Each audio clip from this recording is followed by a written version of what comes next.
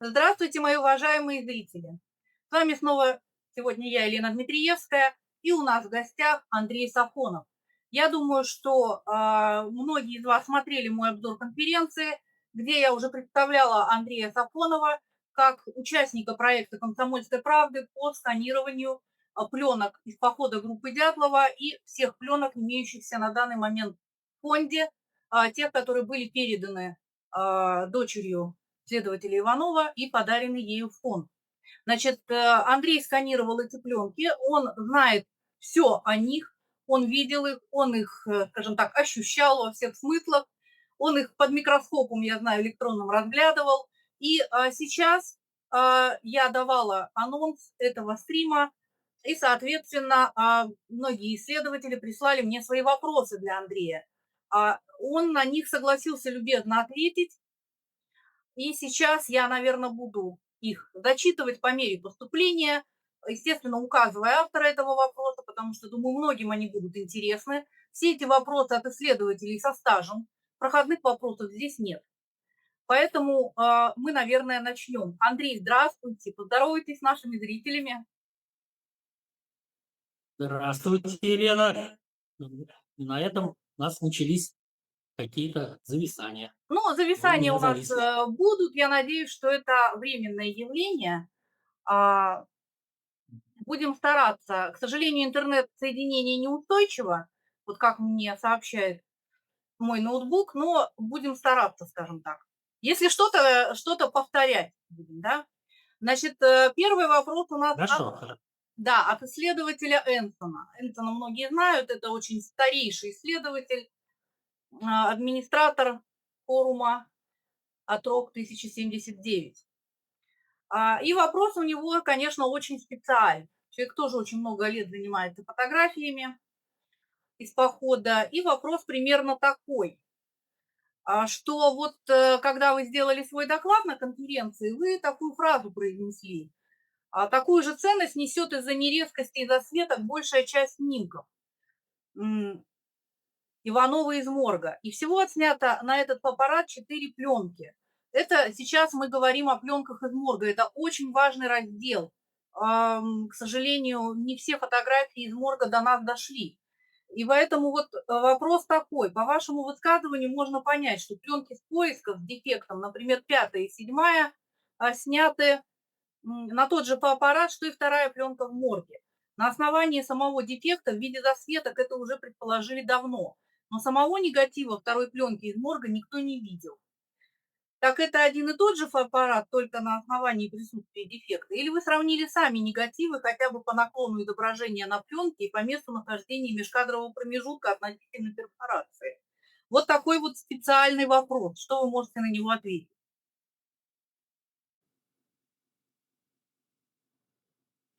Насколько я его понял, действительно, это те же самые пленки. Там совпадает все, кроме вот этих световых дефектов. Там еще и совпадает специфический такой наезд перфорации на низ кадрового окна. Или наоборот, кадровое окно в область перфорации освещения. То есть это действительно эти самые. Там еще есть вот какой нюанс, на который мы сразу не обратили внимания при работе. По крайней мере, это уже потом, когда закончилась эта работа, я э, начал немножко просматривать, что мы делали. То есть, например, та же 5-я и 7-я пленки.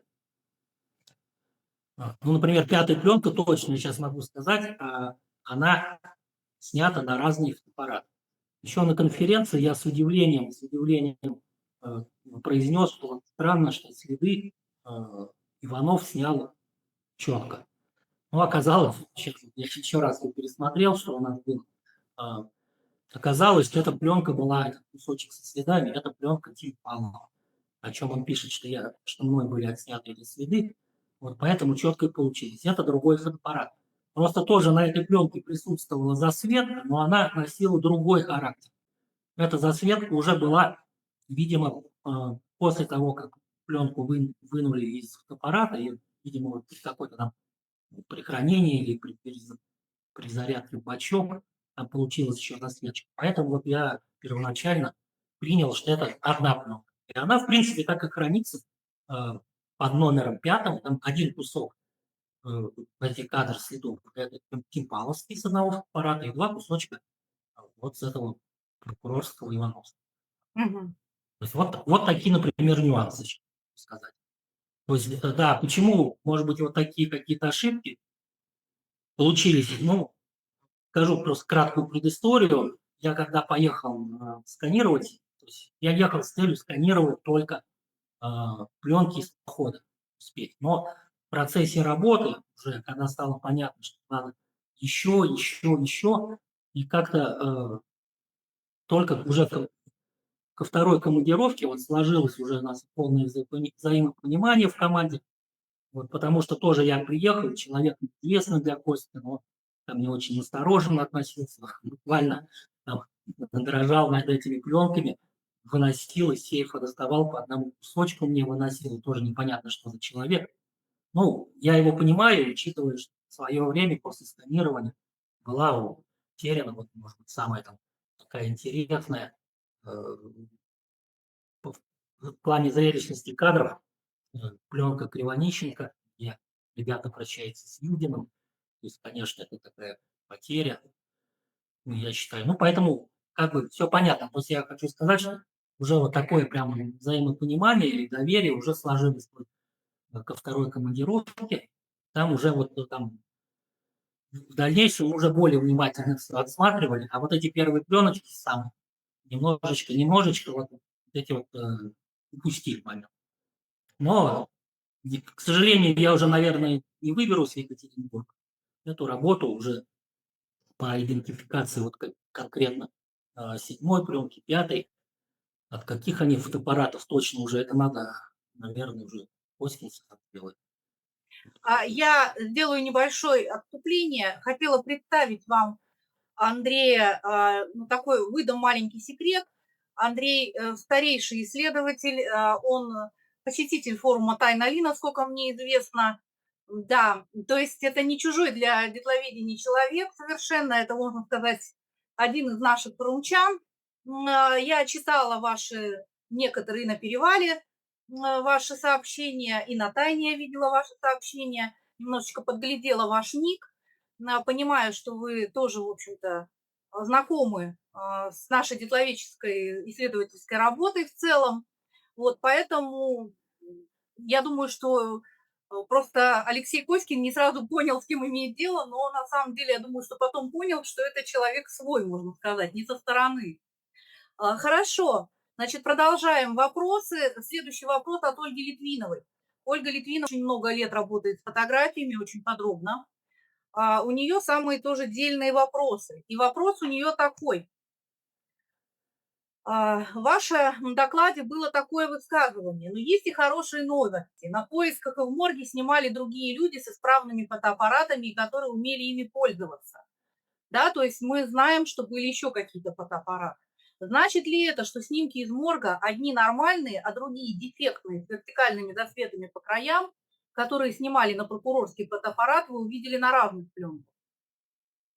Да, да, это разные пленки, это вторая и, по-моему, 4-я пленка по классификации фонда, если мне память не изменяет.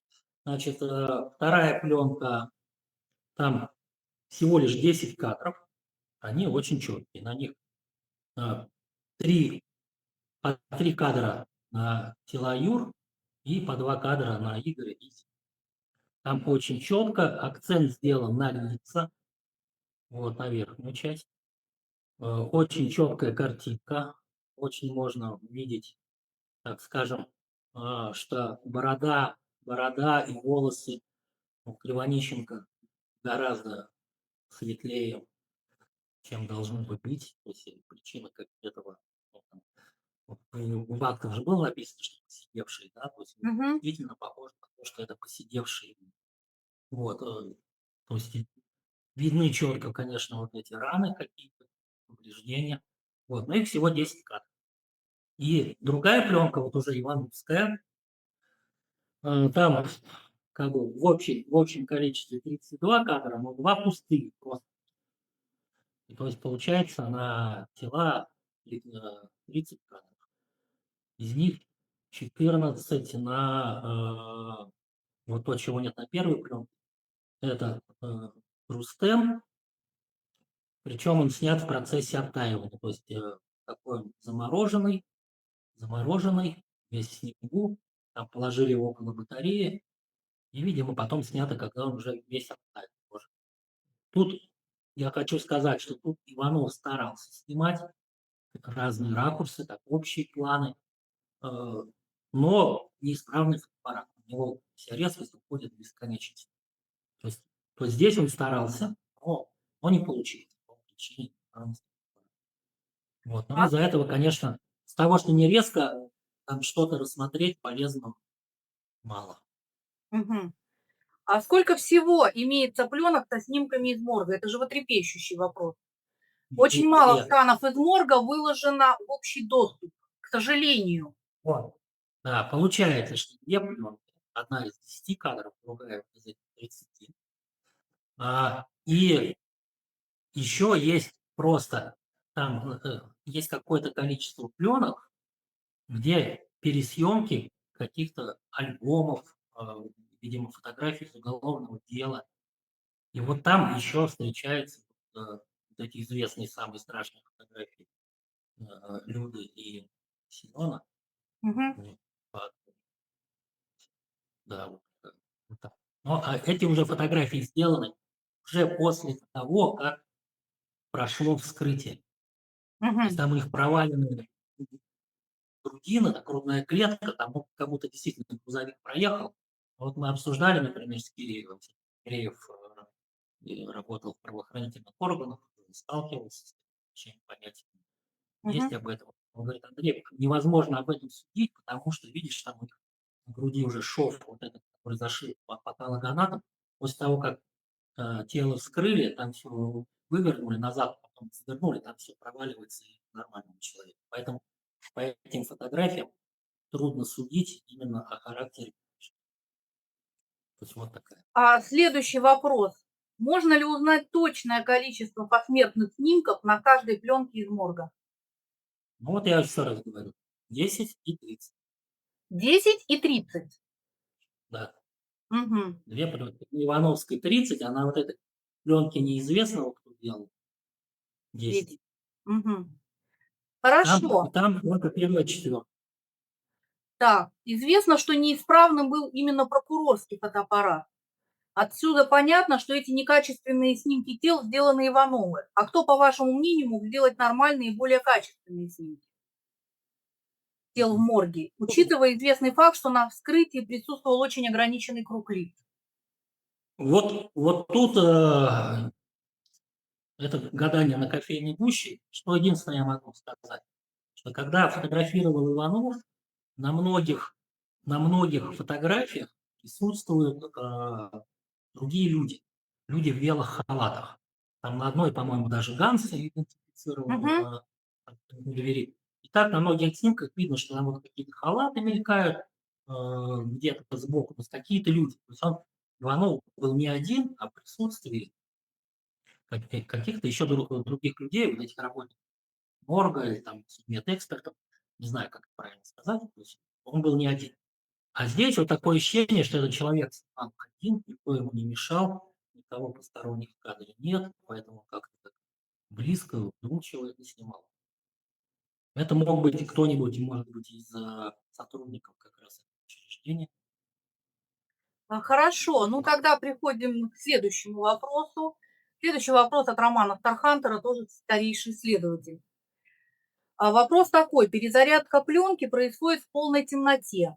Насколько удобно было это делать в полевых условиях похода, ведь требовалось не только зарядить кассету, но и на ощупь отмотать нужное количество метров пленки. Вот вам Но удобно? когда я этим занимался, я постоянно это делал. От рулона как пленка на самом деле у них отмеривается? Они просто наматывали на кассету на Мгм. ощупь. Ну а какая разница? Ведь пленка в те времена, она не продавалась, как сейчас, в коробочке, в кассету уже заряжена. Она продавалась рулончиком таким свернутым, завернутым в черную бумажку и в фольгу. То есть ты в темноте ее разворачиваешь и потом потихонечку перематываешь на эту кассету. Как закончишь, вот перемотал на катушечку и катушечку вставляешь в кассету. С рулонной пленкой то же самое, только у тебя рулончик большой, и ты не знаешь, когда он кончится. Ну, примерно можно определить на ощупь, как подошла пленочка к границам этой кассеты. Ну, все надо обрезать и вставлять. Тут ничего сложного нет. Ну Это и навык. связанный с этим вопрос, а где хранилась бы отснятая пленка, если ее вытаскивали из кассет ради новых во время похода, так, чтобы ее не досветить? Да. Ну, во-первых, как обеспечить полную темноту? Да очень просто. Ночью в тайге, да еще в палатке, просто выключите все фонарики, зажигайте свечи, курите, вот будет полная темнота. А где Можете ее там хранить? спокойно. А где ее Да. хранить? А вот хранить, да, кассеты тогда будут дефицитные, конечно же.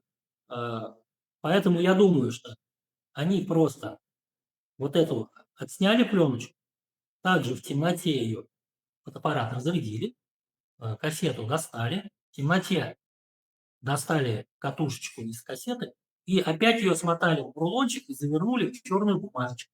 А черную бумажечку положили в эту железную коробку, где у них хранился этот рулон. То есть, ну, ничего сложного в этом нет. А, То, что может быть потом, когда эту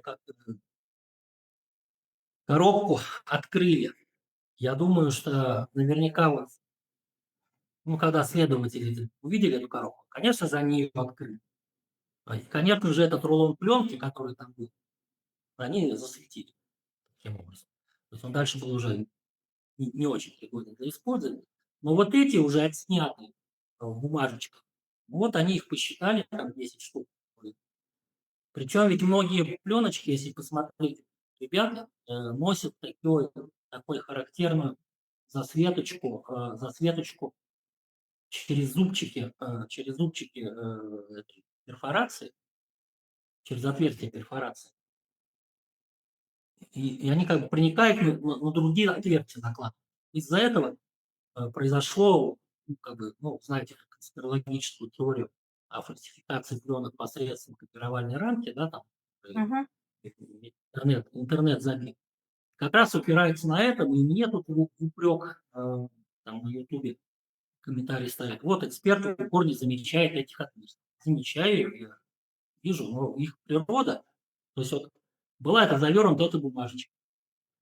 Вот. Эту бумажечку, эти пленки, возможно даже, следователь или там кто-то брал, пытались понять, что это такое. Может быть, даже начинали разворачивать.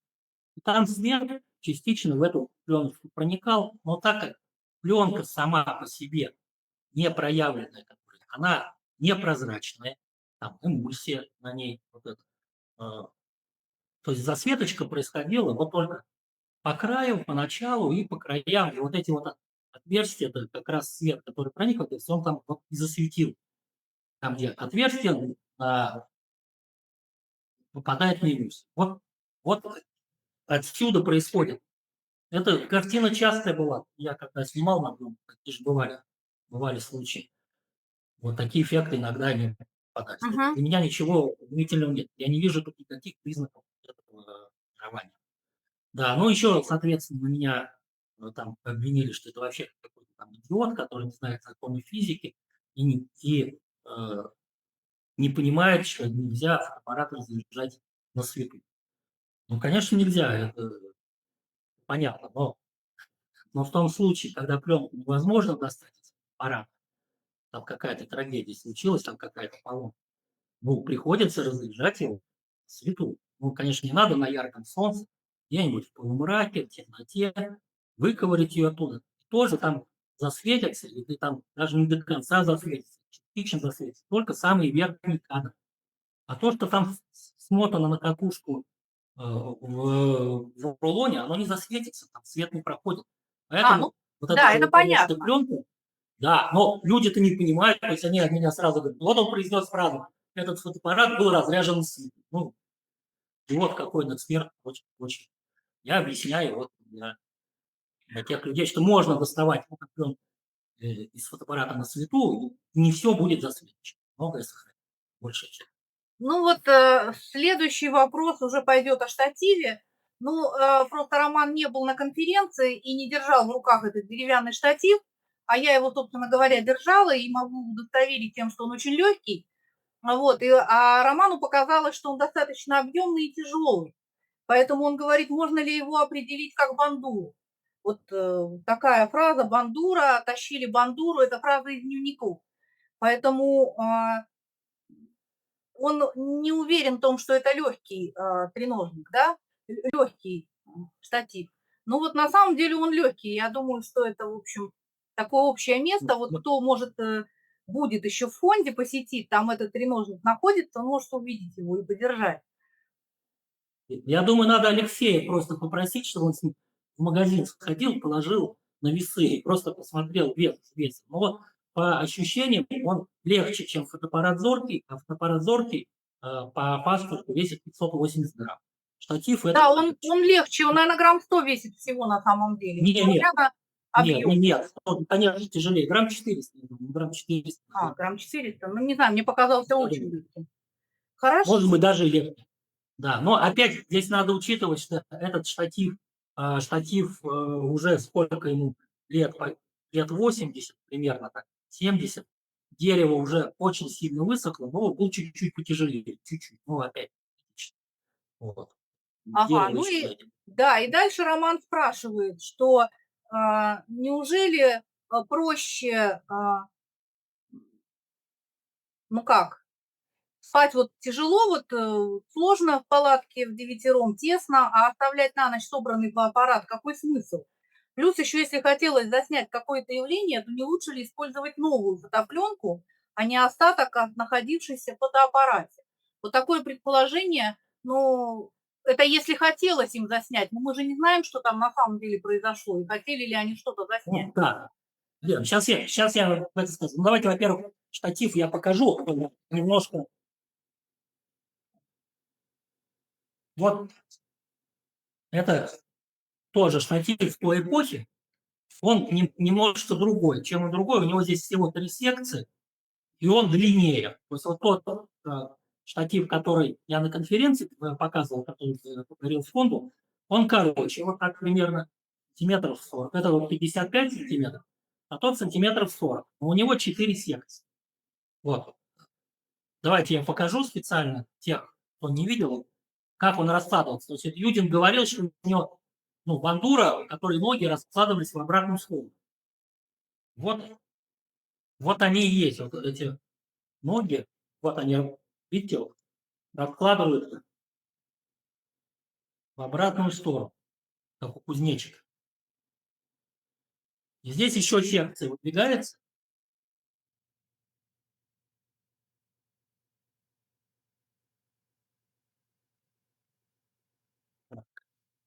Уже старенькая, засохшая. Да, ну вот тяжело, да, вот она выдвинула. То есть получается, смотрите, какая длина. То есть эти 3 ноги это поставили, это мне практически по грудь, бандура получается на вид солидная, но очень легкая и компактная. Конди вот он также раздвигал на такую же высоту, просто было 4 секции. Он даже еще легче получился. Может быть, чуть-чуть пониже в общем итоге. Да. А что касается, понятно, что когда ты там в сугробе с этим штативом, то не надо его выдвигать вот эти ноги на полную совсем. Потому что они утонут просто в этом сугробе и провалятся. Смысла нет. То есть, скорее всего, вот он, пользовали, аппарат сюда прикручивали, и вот на этих ногах, не выдвигая этих секций, ставили, можно нормально сугроб его поставить, и достаточно снимаем с нижней точки, но тем не менее, там, если ты пейзажи с гор снимаешь, не надо там ничего выдвигать. Ну и по второй части вопроса, если хотел снять какое-то явление, да, нужно было бы перезарядить. Именно про это я и говорил на своем докладе, что если бы он хотел фотографировать какое-нибудь явление, те же огненные шары, да, которых наблюдали в течение 15-20 минут наблюдатели. или там, да, ему надо было бы, конечно, зарядить свежую пленку и максимально это Евгений отснять. У него оставалось в пленке всего 3 кадра. Если бы он вот планировал снимать эти летящие шары, получилось бы, что он отснял 3 кадра, а потом в темноте, на морозе начал бы этот зоркий перезаряжать. А мы уже видели по снимкам, что это процесс долгий. То есть Мгм. я рассматривал это на конференции, что Дятлов там полстоянки занимал тем, что перезаряжал фотоаппарат. То есть, ну, конечно бы он пожертвовал этими 3 кадрами и зарядил бы новую пленку. А так как он не стал этого делать, говорит о том, что ничего он не собирался снимать такого экстраординарного. Я думаю, что он собирался просто снять утренний пейзаж на рассвете, красиво, горы. Ну, Ну, или кадров это снимали. достаточно. Ну, вообще я склонялась к тому, что они просто снимали установку палатки со штатива, а потом просто забросили фотоаппарат, со штативом туда, вглубь палатки, когда начали переодеваться. Может же такое быть? Нет, нет. Дело в том, что сцена установки палатки была снята на других фотоаппаратах. То есть на фотоаппарат Дятлова, как мы знаем из УД, и на какой-то другой фотоаппарат, который, я так подозреваю, это тот фотоаппарат, который был найден у Семена в ручье, который был фотоаппарат в Бриньоле, по моему мнению. Потому что если бы сняли на этот фотоаппарат, на Иванищенко, эти были бы снимки, но там это 34-й кадр, непонятно. То есть нет, Мгм. палатку, скорее всего, они сняли с рук, без штатива, поэтому там и такая, ну, как бы все это размытое такое изображение, не очень четко. Мгм. А, Что я хотел, что-то я хотел сказать. Да, да, и мне какое замечание сделано на конференции, на которой я сразу нашелся, что ответить, а так получилось, что кого-то меня там умыли. Такой упрек мне сделали, я незнакомый с спецификой туристического дела, да, там, и вот это сделал предположение, что хотел Иванищенко, он подготовился к съемке, к этой утренней, чтобы никому не мешать, э, лишний раз никого не тормошить, пошел снимать рассвет, вот подготовился. И мне сделали замечание, что вообще-то рассвет, к моменту рассвета они все уже были на ногах, не нужно ничего вот этого придумать. Но возражение у меня на это есть. Это смотрим дневник Зины и дневник общий. Там буквально за 2 дня до этого описана ситуация такая. А, по Подъем 9:30, пассивный подъем 9:30, все проснулись, никто не хочет вылезать из палат. Да, а рассвет в 9. Получается, в 9:30 они еще сидят, лежат, спят, а, и, э, и никто не хочет вылезать. Вот как раз для этого случая Иваниченко прекрасно знает, что они встанут после рассвета, поэтому он и подготовился. Да, и как бы из интересного, что вот общий дневник группы этот же день описывает. У нас типа бодрый подъем в 8 утра. В 8 утра все на ногах. Вот очень долго у меня даже была какая-то, ну, такая теория, не теория, какая-то идея проверить, связано ли вот это расхождение во времени с теми 2 часами, которые найдены были на руке, да, у тебя у Пиньоля. Вот такое вот ощущение, как будто вот, ну, вот, и там такое вот в дневниках этих проскакивает, как будто по 2 разным временам они живут. Есть время одно указано, да, что-то они все поздно очень выходят. Как будто вот так, как будто в соседнем часовом поясе находится. Вот. То есть вроде подъем 8, да, как бы на одних часах, а по другим часам 9:30, 9 часов, там, например. Э, Как это, из-за чего? Ну, вот у меня тут тоже, опять же, уже э, обдумывая уже после этой конференции, мне бы тут пришла такая простая мысль. Э, Общий дневник группы Дятлов наверняка должен был сдать в турсекцию. И Мгм. он бы там изучался. И если бы он там писал, что они вставали в 9:30, и вот это, ну приукрасил, писал подъем в 8. А Мгм. частные дневники ребята, они бы не сдавали, они писали там просто было бы самое. Ну, то есть, так скажем, Игорь немножечко приукрашивал действительность. То есть он писал про подъем в 8, а на самом деле они вставали в 9. То есть вот это идея, которая есть сейчас. Я тоже Алексея Костина озвучил, но предположил, да, что вполне такой могло быть. Ну, спасибо, что вы с нами поделились. Продолжая вопросы, ну, теперь уже так скромненько скажу, что вопросы отменяемые. Вот автор Александра Ветра. И вопрос первый такой. Вы выяснили, что дефект пленки, одной из пленок, да, как раз такой пленки интересной, как раз засняты ключевые числа, 29, 30 число. И вот интересно, что там пленка пострадала от нагрева, как вы выяснили, да, при нагреве. И вопрос был такой, но это вопрос предложения, провести такой эксперимент, чтобы понять, при какой температуре получается такой дефект. Я объясню, почему это важно. У нас сейчас уже пошли такие, знаете, споры, мнения, очень много представителей ракетных версий оживились, да, стали строить теории, что это вот было какое-то излучение, нагрев, возможно, последствия какого-то теплового, не знаю, луча или там явления, которая Да. вызвала вот этот эффект пленки. Но тогда бы, наверное, все пленки были с таким эффектом. А мы наблюдаем Конечно, это конечно. только на одной пленке, да. Но и при этом важна температура, чтобы выяснить, какой силы был нагрев, какая температура могла вызвать такой дефект. Вернее, начиная с какой температуры появляется такой дефект эмульсии на пленке.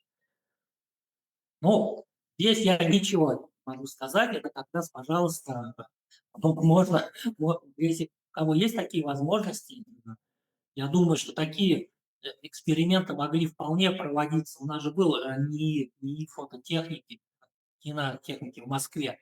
Может обратиться туда каким-то Да нет, специалистам. можно просто взять любую пленку, да, и попробовать ее погреть, допустим, над каким-то источником тепла и при определенной температуре. Да, мы же можем Да, сделать, допустим, настроить духовку на определенную, да, температуру и посмотреть. Ну, да, но там допустим, же пленка-то была еще в аппарате, нагревать нужно будет вместе с да, аппаратом. и нужно всегда делать поправку на то, что она была в фотоаппарате. То есть нагрев был Да, достаточно который, сильным, да, который получается. долго ее нагревал. Там вполне возможно, что вот если версия Костина, как бы Алексей это вот как раз положил, то есть моя-то была версия, что когда они устроили вот этот пожар, когда сгорел Спайк, тогда пострадал аппарат. Но мне кажется, что Коськин ближе к истине, что камера осталась лежать под печкой, лежала всю ночь. И там получился вот этот суммарный нагрев от этого инфракрасного излучения, именно медленно, но верно. Вот медленно, но верно. Это как а, марокканцев, там у них есть такое блюдо, идет человек на работу, потому что в холодильнике у него все есть, там, ну, какие-то помидоры, куски мяса, картошка, там, ну, что есть. Все это складывает в кувшинчик, и по дороге идет мимо бани. А там банщик э, печку топит, он ему маленькую денежку дает, и этот банщик ставит в этой печи там на расстоянии там, 1,5 метра там, или метра даже. То есть не близко к огню. То есть особенно этот жар этот не ощущается. И человек уходит на работу. А когда он возвращается с работы, он забирает эту кушеточку, там уже все внутри проварено. Там уже все размякло, все готово. То есть именно за счет того, что постоянный нагрев в течение длительного времени. Вот здесь, если за ночь она подверглась такому, то есть вот тут непонятно, по каким критериям это проводить, то есть кратковременный ли это был нагрев, да, как в случае пожара этого, или вот такой постоянный. Э, Тут я не знаю. То есть этим действительно есть прямо есть необходимость такая, надо более серьезно заниматься, как ходить какие-то критерии к этому эксперименту, а, вырабатывать подходы какие-то, я не знаю. Ну, Мгм. это может занять какое-то время. Ну Я, и я, я тут не буду этим заниматься. хорошо, я поняла. Хорошо. Ну и мой вопрос- это по поводу вы показывали лыжу в Лабаде, вы показывали, что лыжа там одна. Она действительно одна? Ну, на снимках одна. Была ли То есть там вот еще в одна хорошем красивая? разрешении вы посмотрели, она действительно одна. Вы знаете, мы тоже очень много времени потратили на то, чтобы доказать всем остальным, что это действительно одна лыжа. Нас все пытались уверить, что там две, что раз вот в протоколе Одна. сказано 2, да, вот в протоколе сказано 2, значит, не верь глазам своим. Но мы Там может все-таки... быть, да, там перебью, там вполне может быть, что вторая лежала, и была засыпана снегом. Это, Да, как я ну, уже это говорил, ваше отснято предположение. безобразно. В нашей версии мы нашли объяснение, куда делать вторая, но дело не в этом. Дело в том, что доказать в том, что она действительно стоит одна. Вот в чем дело. Потому что, Стоит понимаете, у одна. нас люди Стоячая, да. не верят тому, что видят одну, понимаете, раз написано 2.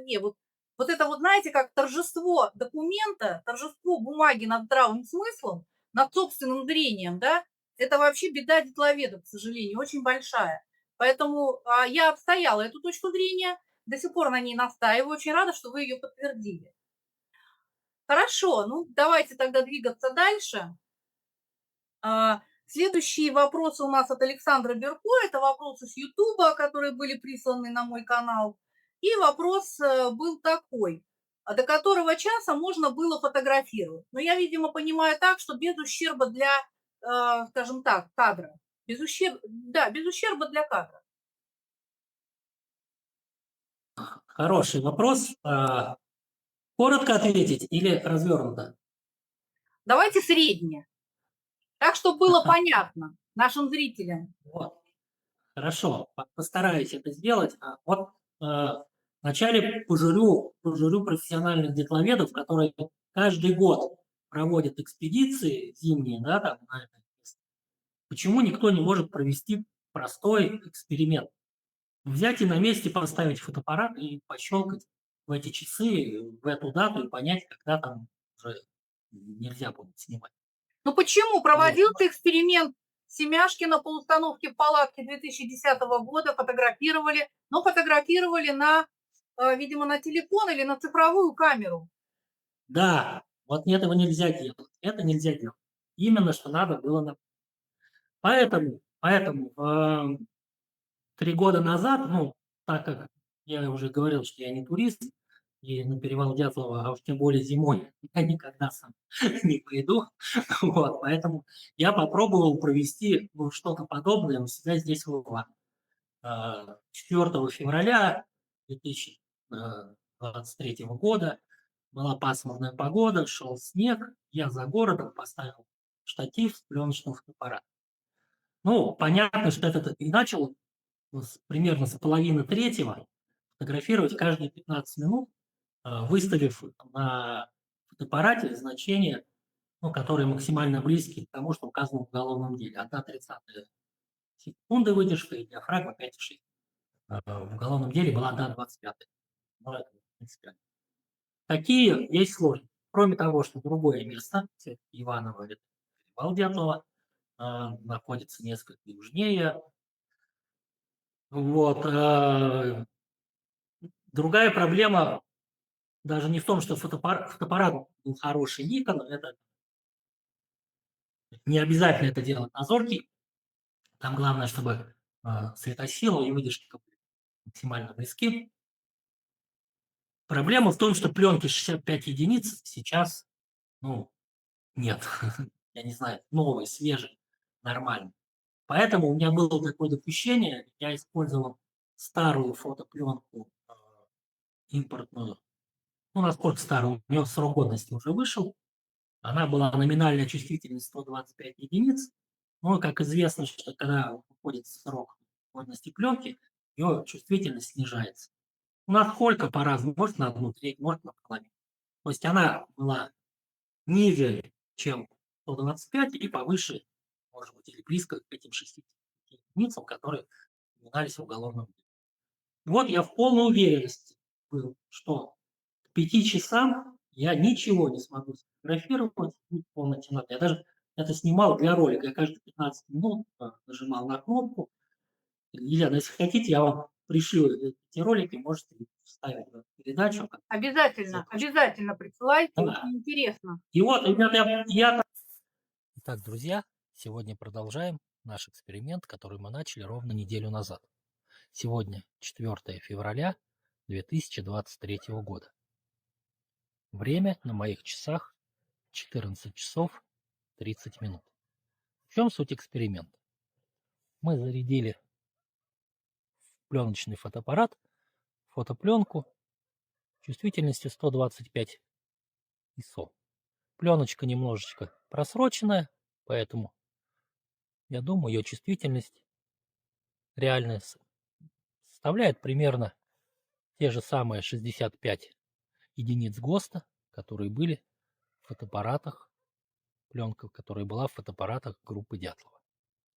Как известно по материалам следствия, последние кадры они делали на выдержке 1/30 секунды и диафрагма 5,6. Именно такие значения я сейчас установил на своей камере. В чем суть эксперимента? Каждые 15 минут я буду делать по одному кадру вот этого объекта за собой. Как видите, сегодня погода немножко напоминает ту, что была на перевале. Пасмурно, идет снег. Я думаю, у них было еще хуже, судя по тем снимкам. Было еще темнее. Плюс уже прошло несколько дней. Там уже перевал находится севернее, чем город Иваново. Но в целом мы попытаемся выяснить, а до какого времени ребята могли, в принципе, сделать эти кадры. Когда был самый последний шанс сделать кадр установки палатки, чтобы на 1/30 при диафрагме 5,6 и при чувствительности пленки 65 единиц получились пусть и смазанные, но какие-то кадры. Вот это мы сейчас и проверим. Итак, 14:30 мы делаем первый кадр.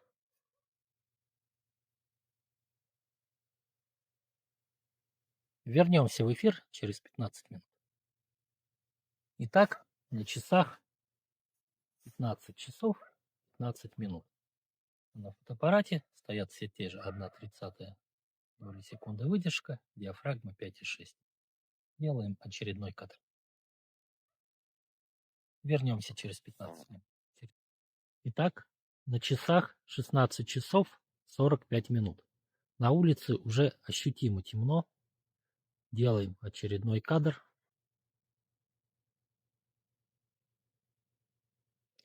Вернемся сюда через 15 минут. Повторим этот же кадр, но уже на автоспуске, чтобы я тоже попал в кадр.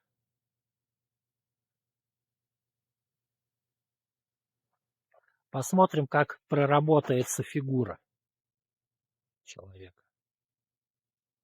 Ну, мне кажется, что будет полная темнота. И уже мы получим только силуэты какие-то, в лучшем случае, если поведет. Ну и напоследок сделаю кадр той выдержкой, которая, мне кажется, наиболее оптимальна в данных условиях. Это где-то 1/4 доли секунды. А потом уже проявим.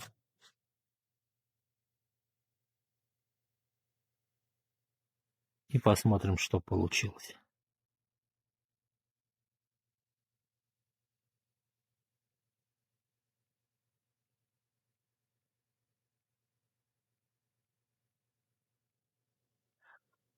Ну что ж, на этом будем считать эксперимент законченным.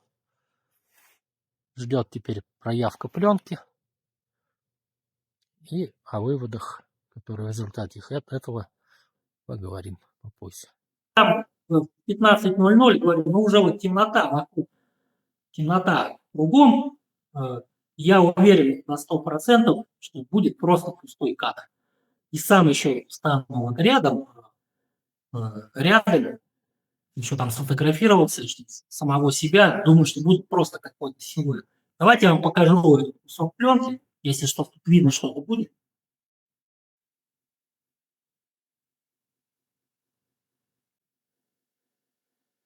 Угу. Все темное. Это не, то есть вот здесь это пустой у меня идет кадр. Угу. Сейчас я покажу. Так, нет, не с той стороны. Я там был 2 дня его проводил. Сейчас вот все. Сейчас я его разверну не стороной, чтобы я сам уже разобрался. Так, вот, смотрите. То есть, видите, вот этот вот кадр, где сейчас мой палец, так, где у меня сейчас палец, а где камера? А, вот, еще камеру найти, где камера снимает. То есть вот этот вот кусок, это снят в Иванове 4 февраля 17:00. То есть, да, худо-бедно, но это вполне похоже на то качество, если этой пленки пытаться ее сканировать, вытянуть, вполне можно будет вытянуть по тому качеству, которое было вот этих вот кадров установки палат. Но я-то думал, что ну ладно, это Иваново, мы же более... Мы находимся южнее, там же на перевале Дятлова в другое время. И вот, проверяя по компьютерным программам, которые для любой точки местности сейчас могут указать, в каком году, в какой день, когда был э, восход солнца, закат. Так вот, получилось, что вот когда я сделал в 17:00 этот кадр, в Иванове заход солнца был в 16:52. А 1 февраля 1959 года на перевале Дятлова заход солнца был в 17:03. То есть практически на 15, там, на 10 минут, 12, ну, не будем говорить точно, ну, примерно 12 минут позже, чем в Иванове. И при этом сумерки там за счет, как, видимо, местных особенностей наступают даже позднее, чем в Иванове. То есть у нас быстрее темнело. То есть получается э, запас вот эти 15 минут давали соседний кадр. Вот я вам сейчас покажу, который у меня 15 минут был раньше, 16:45 в Иванове снят. Это кадр, кадр вот этот. А он уже прямо вполне приличный. Вполне приличный. То есть я прихожу к выводу, что по моим вот тем данным, которые я обладаю сейчас, исходя из этого опыта, они действительно могли это снять в 17:00. Ну вот, например, фото Вполне. с лошадью, где они 27 числа идут во второй Северный. Это известное фото, где искали пятую ногу, да, наверное, все его знают. А вот оно примерно в какое время снято, по-вашему? По-моему, это снято после, ну, где-нибудь в половине пятого, может быть, даже чуть пораньше. То есть Вот так, они да? выходят, да, они выходят в 16:00, 16:00 из этого, из 41-го квартала. Но опять же, это они в дневниках пишут 16, на практике там могло быть плюс-минус 15 минут. И то есть вот они идут, эти снимки сделаны недалеко от 41-го квартала, пока еще вот такие, ну, стемнело. То есть это где-то примерно, ну, я думаю, что там, может быть, 15 минут пятого, половина пятого, то есть, но не позже. Тут еще же за несколько дней, как бы несколько дней, получается, у нас до 1 февраля, до трагедии. И солнце тут, соответственно, пораньше еще дело, поэтому, ну, я думаю, это, ну, 16:20, 16:30, 16:15. Вот такое время. Там мне больше интересен был снимок со скалой, где вот эта одинокая скала, и долгое же ведь время считалось, что это Ушминские скалы. Да, Вот, мы сегодня с вами об этом беседовали в переписке, да, но я хотела сказать, что я чуть позже, наверное, вам поясню, что ушминские скалы обычно, ну как, позиционируют вот это самое ушминское священное место, да, известную яму на реке Ушма, где находится священное место. Так вот, оно находится ниже 41-го участка. Дятловцы не могли туда попасть, потому что они в 41-й участок прибыли другим путем, не по лозе. да, да. Ну, Поэтому, то есть да, и Ушминские скалы, соответственно, ниже. ну, там вот поселок это Кушма, если мы по карте смотрим, там тоже есть какая-то скала, там чуть перекидной мост, и они пишут, что они пришли в 6 часов. Но в 6 часов, понятно, они ничего не могли фотографировать. Но там я тоже эксперимент этот провел недели раньше, вот этот делал. 6 часов я точно могу сказать, что ничего снимать нельзя. Ни в Иванове, ни там. Не там. Ну, хорошо, Да. ладно, И, тогда и понятно, что это не... Ну, но на этом же целая теория построена как раз о фальсификации пленок, что раз это уж Минская скала, 6 часов, они не могли это снимать, значит, пленки подделанные. Ну, это просто не уж Минская скала, это просто какая-то другая, которая... Ну, вот мне Дмитрий Киреев сказал, что эта скала прямо за поворотом, за первым поворотом, который после 41-го, она там есть. Но вот хорошо бы фотографию просто кто-нибудь сделал бы уже наконец. но я уже И вам вот просто... отвечала, что у битловедов просто любой скальный выход на фотографии пленок группы Дятлова – это уж Минские скалы, понимаете, уже любой. Да, да. Да, и тот, Надо вот который около второго северного снят, это уж Минская скала. Причем это очень часто позиционируется как Ушминская скала. В интернете выложен этот кадр с подписью Ушминская скала. А это вообще второй северный. Понимаете, то есть это, ну, у нас это Ну, как пошло-поехало, да? да, Ну ладно, нет, давайте просто призовем вот, на вашем канале призовем профессиональных дипломедов, путешественников, чтобы они уже в конце концов кто-то вышел на это место, вот нашел прямо эту скалу, дали нам точные координаты. Вот тогда прямо определим, где это было. Потому что все пока на словах, что где-то там за первым поворотом или где-то. Тут еще почему получается, я вот тоже Алексея Костина спрашивал про это. Он говорит, просто сейчас все экспедиции заходят на озеро севернее этого места. Никто уже не проходит этот участок, когда начинается. То есть они заходят, более северно уйдут. И, ну, вот здесь надо себя преодолеть. Просто не обязательно зимой, летом можно это место. да, Чтобы уже просто закрыть этот вопрос и все раз. хорошо, тогда следующий вопрос. Можете ли вы отличить снимки, снятые со штатива, от снимков, снятых с руки? Ну вот мы уже немножко коснулись этого, когда обсуждали снимок установки палатки. А, на ваш взгляд, вообще есть снимки, снятые со штатива на этих пленках? Ну, на тех пленках, которые я сканировал, нет. Но у меня вот есть ощущение, что вот я об этом делился на конференции, докладе, что вот на этой утерянной пленке Кривонищенко как раз кадр 41-го квартала сделан именно со штатива. Потому что он какой-то такой, он уже явно снят в сумеречное время, вот, ближе к 5 часам, перед самым вот как раз уже заходом солнца, или в тот момент, когда оно заходило. И вот там требовалось, наверное, выдержка людей. Но при этом такой снимок четкий даже. Да, очень четкий снимок, да, согласна с вами. Хорошо. Ну, следующий вопрос. Можете ли вы, наверное, это последний вопрос, который у нас на сегодня, можете ли вы отличить фотомонтаж от реального снимка? Это наболевший вопрос всех конспирологов, что какие-то пленки были подделаны и что в то время уже использовался фотомонтаж. Фотомонтаж использовался в гораздо более раннее время, он еще в 19 веке начал. Но он так более-менее незаметен, когда нет сильного увеличения. То есть как делали это фотографы до фотошопной времена. Сейчас, понятно, с помощью искусственного интеллекта сделают так, что ничего не отличить. А Но вы, тогда это но вы все равно было признаков заметно. фотошопа не увидели. Не вижу. Там, во-первых, не фотошопа, я имею в виду фотомонтажа. Я не вижу. Почему? Потому что, если еще раз объясню, то есть, допустим, мы берем, сфотографировали какой-то на пленку какой-то пейзаж.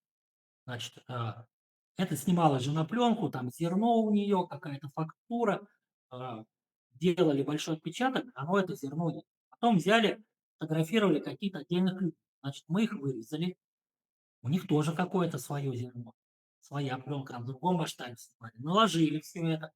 Там, во-первых, контур, вот что-то надо делать вот с этим контуром резким, который проходит, он появляется резкий контур в местах вырезки вот этой. А на маленьком увеличении это все как бы можно в прокате, это не заметишь. Там ретушеры были специально, там, кисточками они все это там ретушировали, тушью или карандашами закрашивали. И это бы не видно было. Но когда увеличиваешь потом этот снимок переснятый, ты увидишь и разницу этих фактур, следы этой ретуши, и край обрезки. ничего этого на этих пленках нет. Я сканировал на достаточно сканере таком с высоким разрешением 4800 dpi. Там уже как бы каждое отдельное зерно видно, уже этих там, редкость этих объективов, на пленки четкости такой не хватало, чтобы, ну, сканер разрешает гораздо больше. Я Ну, точно говорю, нет никаких следов фотомонтажа. ну хорошо, тогда близкий к этому вопрос уже от меня. Вы на конференции сказали в своем докладе, что когда вы сопоставляли края отрезанных кусочков пленки, да, мы знаем, что она была разрезана при Юрии Кунцевиче еще, когда ее первый раз там проявляли, сканировали, я не знаю, что с ней делали тогда. И, короче, какие-то краешки не сошлись при сопоставлении кадров. Вот это интересный и важный момент. Мы с Александром Ветром тоже самое этим занимались, но, к сожалению, у нас были только фотографии вот этих вот негативчиков, да, в этих вот пластиковых конвертиках. И когда мы тоже пытались там что-то разглядеть, нам тоже не понравились некоторые срезы кусочков. Они не сходились, да. Но так как мы не имели доступа к самим пленкам, мы списали на свои какие-то особенности зрения вот эти проблемы. А на самом деле ведь это так, действительно что-то не сходится по краям обрезков. Там не сходилось в одном месте, но мы нашли этот кадр. То есть там отдельно был вырезан одним кадром вот эта сцена, где Дорошенко стоит, или кто у нас там? Рустик Кто из в ребят стоит фуфайке. сожжённый в фуфайке? Да, Рустик сожженный в фуфайке. Да, фуфайке Дорошенко. То есть на самом Фуфайке деле Дорошенко. все Вот кадры этот на кадр, месте. То есть вы можете гарантировать, что да, все все кадры на кадры на месте, месте? да, просто этот кадр почему-то был вырезан отдельно. Находился, и у нас, вот, соответственно, не стыковалось, а когда мы его вставили между ними, все срослось. Ага. То есть вы можете гарантировать, что из пленок не изымались какие-то кадры позднее? Нет, из дятловских пленок точно 100%.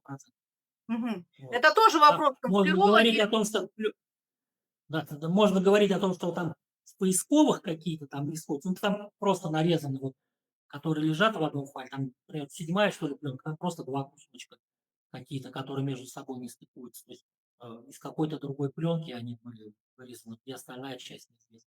То есть вот в тех частях, да, там не сходится в местах. А тут в этих пленках все. Хорошо.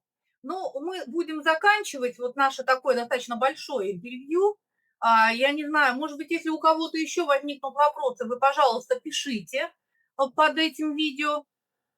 Значит, Андрей обещал нам прислать видео своих экспериментов, съемок в 17 часов, да, у себя в Иваново. Обязательно посмотрим. И напоследок у меня к вам просьба. Эта просьба не моя, это просьба Ольги Литвиновой, но я думаю, что эта просьба сейчас прозвучит и от меня, и от всех исследователей, потому что мы вас не как бы, мы понимаем, что вы связаны определенными обязательствами и не можете сами публиковать эти сканы, которые вы делали, да, но есть такая просьба, а не могли бы вы опубликовать хотя бы негативчики, фотографии негативчиков маленьких из морга? Это не нарушит никаких этических принципов.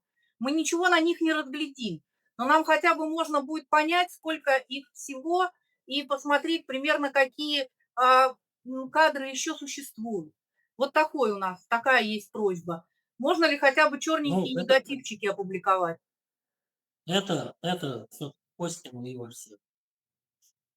То есть вы сами на себя не возьмете, да, такую ответственность? Возьму, да. Ну, я обещал, что, то есть, ну, что, Вы обещали, да, что Алексей? я буду публиковать только после того, как это где-то появится там, у них. Мгм. Ну, Ну, конечно, то есть, жаль, нам всем уже, как говорится, не терпится. И мы, конечно, хотели бы просто понимать, какие кадры уже есть в сети, понимаете, а каких еще нет. Ну, хотя бы отдаленно понимать и представлять. Потому что, к сожалению, у нас всегда существовала какая-то атмосфера табу вокруг этих пленок. Эти кадры появлялись из ниоткуда. То на форуме Дятлов-Пас, то у каких-то исследователей, то в книге Архипова, то в книге Павлова. Понимаете, они где-то всплывали неожиданно. И мы изумлялись, откуда все это берется. Понятно, что это все хранилось в фонде, но почему-то в широком доступе многих кадров не было. И кадры до последнего времени продолжали новые появляться, какие-то ранее никому неизвестные. Я об этом говорю. Поэтому у нас нету представления о том, сколько еще, извините, там где-то хранится в неизвестных местах для нас, исследователей. Мы, конечно, будем ждать, Не, ну когда... вот я говорю, 40 кадров из морга, с морга 40 кадров, Да, дело еще, которые сейчас понимаете, у нас ну, окупают. понятно, что мы как бы работали со всем количеством уже опубликованных где-либо в интернете, в сети, в книгах. Мы уже как бы понимаем, но, конечно, хотелось бы понять, чего еще у нас нет. А по причине того, что Наталья Варсегова сказала, что вряд ли фотографии из морга будут в широком доступе. Понимаете, по этическим причинам. Мы очень Я беспокоимся. здесь ничего не могу сказать. Да, мы Я ничего беспокоимся не за могу сказать. эти пленки и за эти изображения.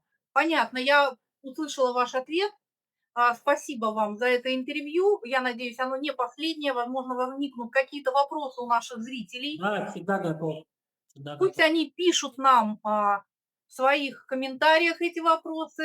А мы на сегодня прощаемся с Андреем Сафоновым. Будем рады увидеть его еще раз на моем канале. И всего доброго. До свидания. Всего доброго, до свидания. До свидания.